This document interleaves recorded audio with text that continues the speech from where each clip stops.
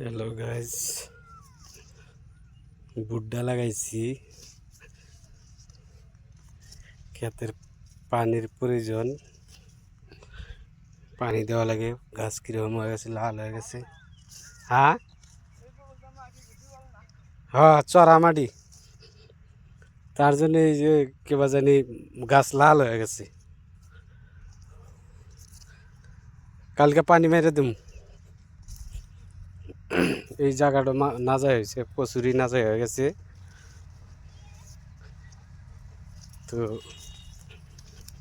কালকে দেখি কি করা যায়, পানি দিয়ে পুরা সার মেরে দেওয়া লাগবে। এমনি আল্লাহ দিলি গাছ অত খারাপ হয় নাই, মোটামুটি ভালোই হয়েছে।